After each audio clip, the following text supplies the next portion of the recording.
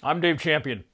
Bloomberg has expressed a desire to be a presidential nominee for the Democratic Party in the 2020 election.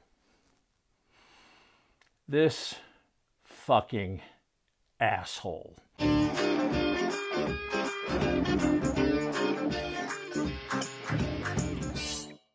Not only is he anti-gun, and nobody who is seriously anti-gun is ever going to get my vote or my support in any way, shape, or form. As a matter of fact, what they're going to get is my opposition. But not only has Bloomberg spent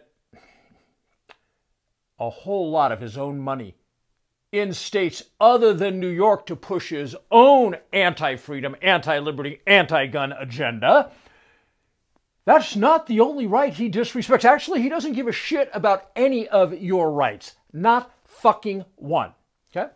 So in New York, you probably remember for a decade, stop and frisk under Bloomberg. Okay? So eventually in 2013, a federal judge ruled that a violation of the Constitution.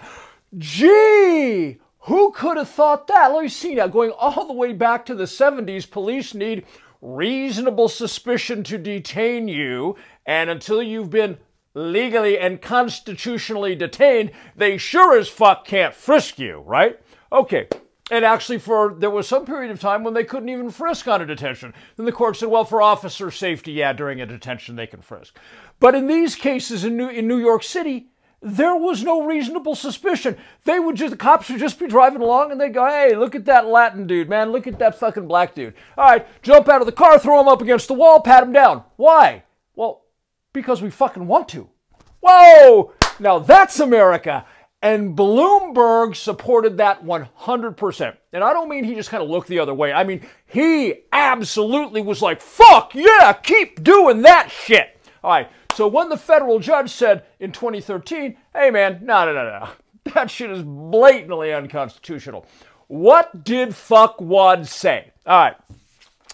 Fuckwad said of the judge, an ideologically driven federal judge who has a history of ruling against police. Ideologically driven. Do you understand what the fuck this asshole is saying? He's saying that if you have respect for our unalienable rights, you are ideologically driven. Fuck yeah! You're driven to be a good fucking American and not a fucking douchebag like Bloomberg is. Then he continued on and said, when it comes to policing, political correctness is deadly. So now, our unalienable fucking rights are just political correctness. Can you believe this fucking douchebag? Now the reason this whole thing has come up is the other day, now that he wants to be a presidential candidate, he's apologized. Okay, now, I am totally down with somebody evolving, gaining a different point of view and changing.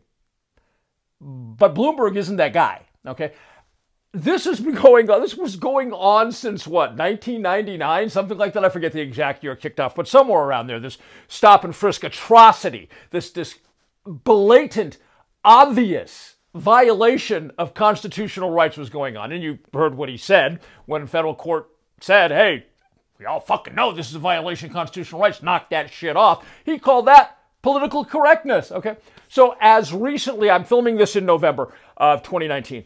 As recently as January of 2019, he was still defending stop and frisk. Okay. So this guy, look, here's the way I see this. And I could throw out a lot of names. I'm just going to throw out a couple. Okay, you got Bloomberg over here on the left, and you got Lindsey Graham on the right. Okay, opposite sides of the other. They're both fucking Nazis who don't give a fuck about your constitutional rights.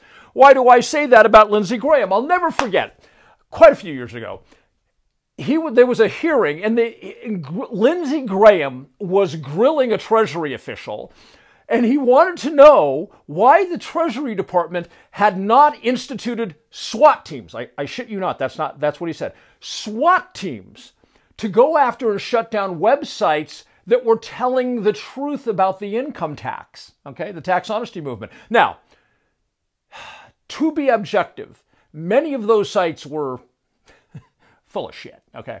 But we don't do that in America. If you're saying something and you're full of shit, you still get to say it. That's freedom of speech, right? Okay, so he wanted to know from this Treasury official why the Treasury Department had not initiated SWAT teams to go after the people running these sites. And one of his assistants leaned forward and in his ear, and Lindsey Graham is like, well, within the confines of the First Amendment, of course. Okay, these fucking assholes. You know what they care about? They care about themselves. They care about government power. Do you know what they do not care about? They do not fucking care about you.